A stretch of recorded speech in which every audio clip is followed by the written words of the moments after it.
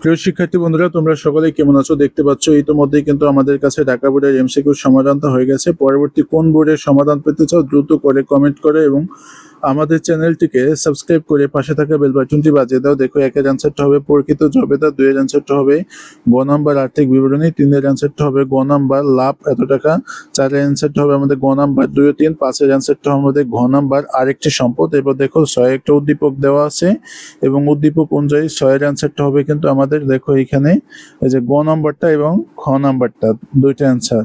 এর পরবর্তীতে সাতের অ্যান্সারটা হবে আমাদের ঘ নাম্বার টাকার অঙ্কে, আটের অ্যান্সারটা হবে আমাদের খ নাম্বার মূলধন জাতীয় প্রাপ্তি এবং নয়ের অ্যান্সারটা হবে 1550 টাকা ঘ নাম্বার, দশের অ্যান্সারটা হবে আমাদের ক নাম্বার মালিকানা।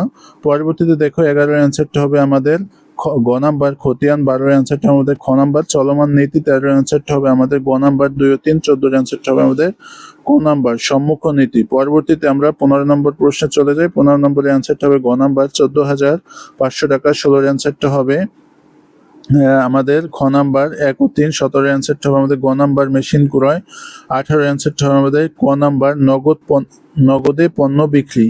এর পরবর্তীতে দেখো, 19এর অ্যান্সারটা হবে আমাদের গ নাম্বার সম্পদ, 20এর অ্যান্সারটা হবে আমাদের খ নাম্বার 1 ও 3, 21এর অ্যান্সারটা হবে আমাদের গ নাম্বার জবেদা, 22এর অ্যান্সারটা হবে 1,70,000 টাকা এবং এখানে গ নাম্বার। 23এর অ্যান্সারটা হবে আমাদের, দেখো 23এর অ্যান্সারটা হবে গ নাম্বার হিসাবে গাণিতিক শুদ্ধতা, 24এর অ্যান্সার ক নাম্বার সম্পত্তির অপচয়, 25এর অ্যান্সারটা গ নাম্বার বেতন প্রদান করা হলো 20,000 টাকা এবং 26এর অ্যান্সারটা হবে ক নাম্বার, 27এর অ্যান্সারটা হবে কিন্তু ক নাম্বার আয়কর।